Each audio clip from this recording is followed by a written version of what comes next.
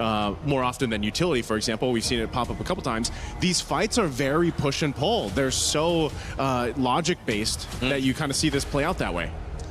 Well, Atlas let out on the, basically, to roam free off the leash. Paquito banned alongside Marcel and the Selena, so they felt it was enough of a threat. They don't want Kelra to have to deal with any of those shenanigans.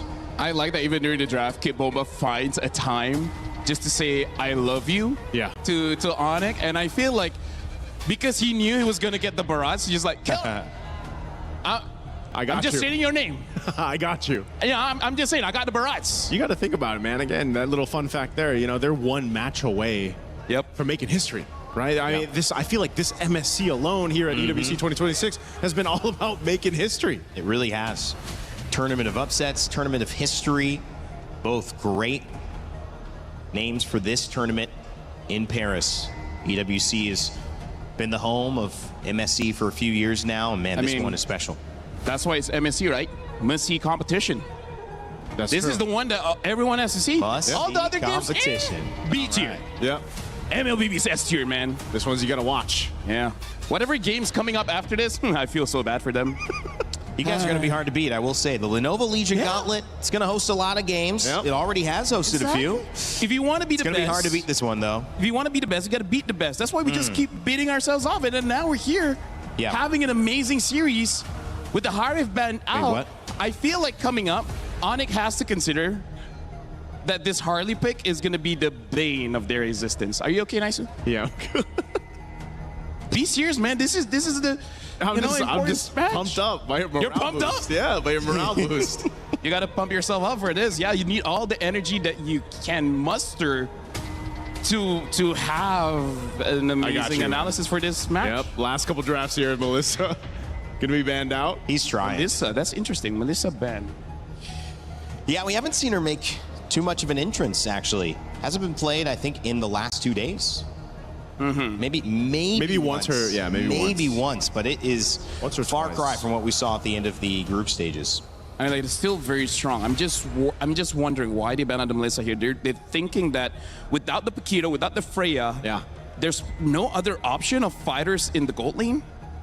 I guess there's not. I mean, like before this was Ruby, but after the change of how her lifesteal kind of works, we don't see a lot of Ruby, at least not in gold lane. I think maybe during MWI. So this might just be typical matchup, I would say, especially based on this ban. They go for the Belric ban over here. Jushin's going to be the last ban for ONIC. So we could just see a traditional marksman matchup. Maybe the Mozkovs, maybe the Claude. I feel like Hiko is more of a burst kind of guy. We even saw in the crowd someone say we want Hikomania back, and now they pick up the Claude here. Gonna be interesting to see what ONIC picks up. I feel like the Moskov should still be pretty solid here, but maybe Kera wants to use a Brody instead. Brody. Yeah. That's what I was thinking too. Just for the sake of having that extra distance to work from, I mean, obviously Moskov can essentially do that too, but let's see what happens here. These last 2 picks for ONIC will round this out. I mean, this is pretty standard for the first 3 that they have. But now how do you complement that too? Because your Valentina, you're going to have the Fatal Links pretty much that you can capitalize on and play into. Barats for Kid Bumba, he said, thank you. I love you, some version of that. Happy to have the bite. And of course, that means somebody is going to be able to hopefully lose some of that purification if Atlas comes in. But on the other side, Glue, we have seen that hero make a big impact. Yeah, as you mentioned, Rain Day, you know, in the hands of Ogwin in the previous series, really helped them out in some of the games that they brought it through. But again, this is good coverage because you've got that tanky front line. You can go ahead and set up with the Fatal Links, your own. You have an Esmeralda. This gives a lot of space once again over to Kyrie and Kelra. And again, I don't know how many, I don't know if Sunset Lover's just, he's not tired of playing Eudora, man, because I feel like almost every single game since the past 2 matches, he's just been playing Eudora. But, you know, they're going for a different approach, right? They're trying to say, let's make that gold lane something that Kelra can win. Is that the win condition here? Banning out the Paquito. We'll see if the Claude and Hikomania can occur. Guys leaning one way or the other? Quick. Oh, man, I'm going to have to go 4. I think I'm going to lean towards Team Spirit. I'm going to go to the toilet later. Well, we know where LaFell's going, and we know that Spirit is the side that is bringing more of the attention for Naisu. I want to hear what our boys think. There you go. Gideon, how are we feeling about game 2? Hey, we're already feeling pretty excited how this game has played out after seeing game number 1, but when you're looking at those compositions, that glue's got a lot of work to do here, not to mention the Valentina trade-off. They're gonna have access to Fatal Links, and I'm only seeing one Purify coming out of Hiko, so good luck to both mid laners. Something has to be perfect. Somebody will eventually make a mistake, and not to mention Lutby getting chunked out pretty early on. Yeah, it's not just about mistakes or making it, it's also having to deal with the forced mistakes from your opponent. Spirit just did that straight up. Esmeralda, great against the Marauds, you know. But if it's a 2v1, it's always going to be rough. And Bomba is really just capitalizing off of this. Trying to, I thought, freeze, but no, he just goes for the contest anyways. Yeah, I think it's going to be a little bit tough here. But he needs the stacks, right? At the end of the day, once he gets into that max stack, it becomes a Bomba lot got harder. it. I think Bomba got it. That's why he's recalling. Yeah, now he's happy. Now he has full control over this lane, right? The prolonged trades won't be as easy as it was before now that he has the stacks. Not to mention he's got way better wave clear as well. First invade here is looking dangerous. Uh-oh, it might be a kill. Straight up Keyboy. Slam, not going to give it to the pass, straight up to a flicker on Sunset Lover. And that's the scary part, right? Urara's so good with the iframes. Oh, wait a second. This is dangerous. Sao with the flicker around now. Sour egoist.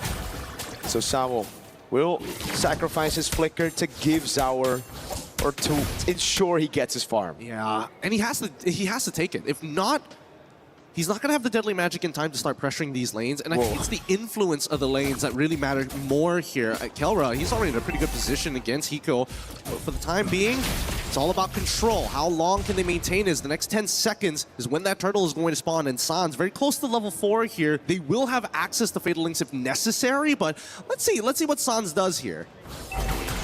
Sao was going to wait. Perfect match. Oh, that was a gamble that didn't pay off. Now Sans just steals away to Fatal Links for free, and remember, Sunset's not 4. He died earlier, missed a whole wave. Yeah, they got to give this up. I don't think this is going to be a contest, or technically it shouldn't be. They also still don't have an answer to Keyboard, who's able to just kind of walk up and does whatever he wants. Oh! Gets on the glue now. Oh my god, the stun on 3! Combo! Deadly magic coming out of Fatal Links. Sunset reacts to it, blazing new web.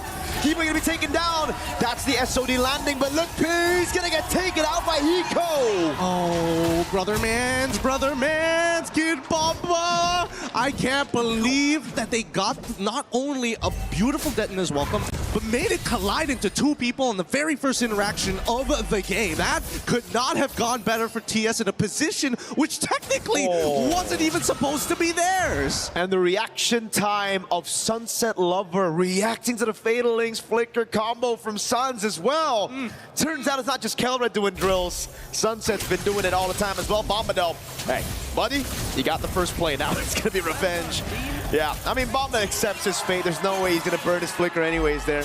It's like 4 guys? Really? 4 of them? Boys! Nice. Let's give Hiko a lead, and now immediately going straight for the plating. And I mean, that's the natural trade-off here, and understandably so, but definitely is more important for Kyrie at this stage of the game. He needs to get those kills early on. I don't know whether Keyboy can keep this up, but he needs to continuously harass and start opening up this map here. Not only are we seeing the man-to-man defense, but we're also seeing decisive action from both TS and as well as ONIC. Hey, if you're going to gank 4 people down here, we got to make something happen on that top side. And not to mention that Keyboy, even when he is playing defensive like he is right now, he is looking for Sawo. He's thinking, all right, if Sawo shows up, we can do something about this. If we notice that, hey, Zara actually is on the bottom side of the map, does he need to reposition? Because you can see both sides are leaning into that insurance policy at the end of the day.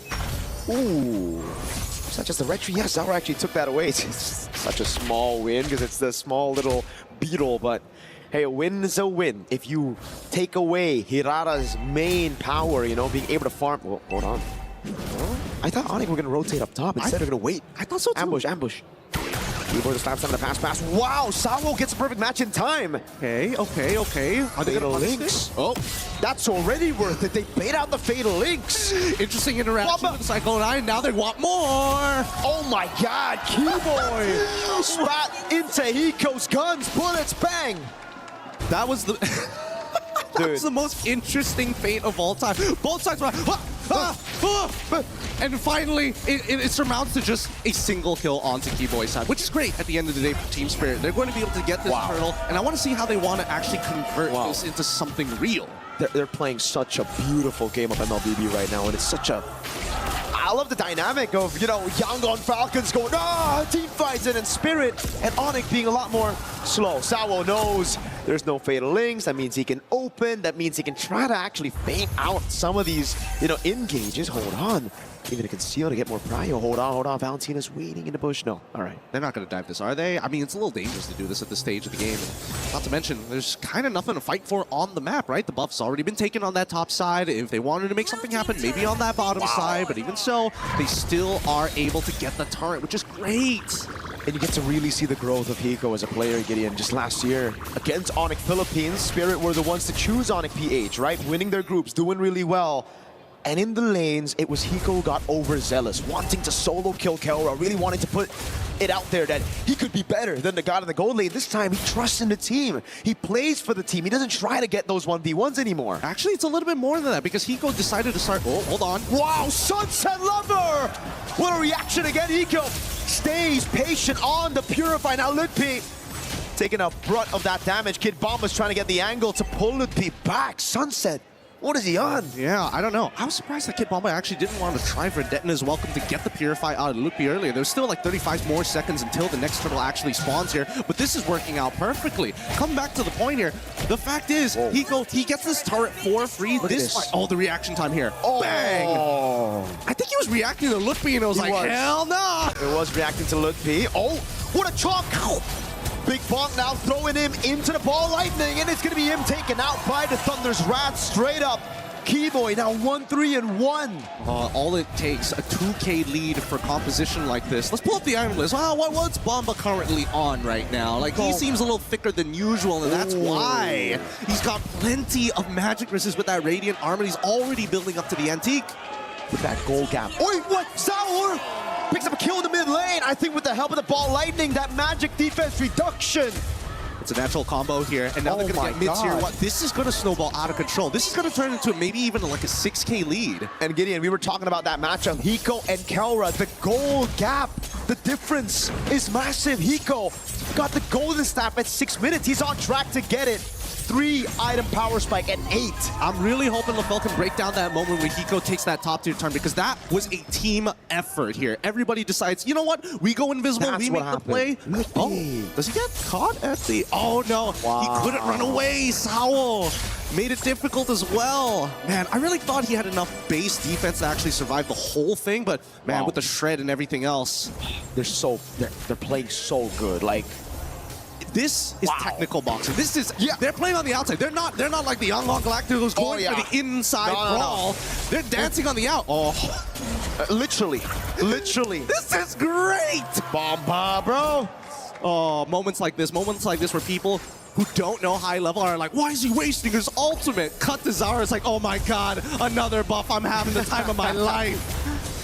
And I gotta give it to Sunset Lover, man. So many of these plays have been set just by him wasting the resources, because by all means, ONIC should be able to capitalize on some of these moments.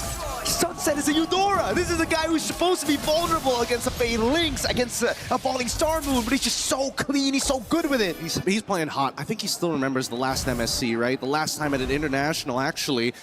When he was playing Farsa, he ended up getting hit by too many abilities, and I think he doesn't want to make that same mistake, especially with the qualification to the grand final slot for not only himself, but for the region. Zara, he's doing some real damage. Even Ludpi, that shield is not doing much for him. He's getting chucked out a lot of the time, and at least for now, let's see how TS wants to do this, right? 25 more seconds. Swift Trinity for Hiko. Ooh. And that's the damage! Oh my goodness! Ludpi's health bar! Blown out straight up! It's this moment here. They're not going to siege. They're not going to siege. He's not going to do it. It's not going to do it. But he's conditioning them. And that's the important part of high level. At the end of the day, Kid Bomba has shown so many Detna's welcomes that have so much value. The fact that he's charging it up, ONIC have decided behaviorally, I must respect it. And they start moving away from this. Now, they've got the Lord in their hands. They don't care about the setup on the Lord because, hey, the waves show up, ONIC. If ONIC shows up, that's when TS are going to attack. When can they attack, though, is the question now. I mean, it couldn't have been, like, this perfect, honestly. Like, he gets the Swift Trinity, and they go and see Ludpi instantly bursting him down. And even Lutpi's confused. He's behind on the Esmeralda. He's thinking, all right, I got to get the Radiant armor to deal with our Egoist, right? Didn't take into account at all, and it's not his fault that Hiko will be able to get Swift Trinity at 8. How much do you want to bet that Lutpi probably freaked out because he was looking at the items like he doesn't have it yet, and when he checks it again, when did he get it? Oh, another combo! Yeah, but it's only on to Sawo. The only shield saves him. Kelra is able to find the SOD, lands it on it. The turret shot also doing well. Now the Spear of Misery. And this is where you start to believe again, if you're an ONIC fan, that Kelra can turn things around for the team, right? On the Moskov a bit too many times, he's done this, but Spirit, they're okay with the trade. They say, go, take Sawo. It's okay, that's a base turret in the far lane. Hiko's farmed up. He's a whole item ahead of Kelra. And yet, ONIC can't really force the situation. Oh my god, Kelra's dead. Can he out? He's trying! Oh! Sour! Too much damage. It's just too much damage here. Now they get another inhibitor turret. And I think this game is almost pretty much done for at this point, right? 8.7 wins of nature purchase as well. Like, worst case scenario, somehow Sans and Lutpi need to take out Hiko after getting chunked out by Kairi and Kelra. Spirit just took out ONIC's plan B like it was nothing, and it was our Egoist. With his cards, they bait out the Holy Shield. Sans now covered the ball, lightning's out! Oh my god! Together with the Thunder's Wrath! Oh my goodness, styling on ONIC. That was Hiko with the BMI. Caught again by Kai. But now he's getting him down, Sawo. Straight to the back line now. Going for the Fatal Links. Waiting and Purify out already. Kivo, he's taken out by Sunset. This is sheer domination. This is sheer domination from Team Spirit. They're not letting this go. We don't need the Lord. We're going straight for the end. We have the power spikes, and we're going to close it out here. Lutpi jumping in. Oh my god, Tower again. Takes Kelra below. He gets into the base in time. That's everybody except Kelra down. He kicks the SOD. But he gets gunned down by Hiko. And now it's Sans. They're looking for the end, and this should be it. The full wipeout at the top of it. 13-4. 11 minutes. What a game two. What a confidence boost for every team.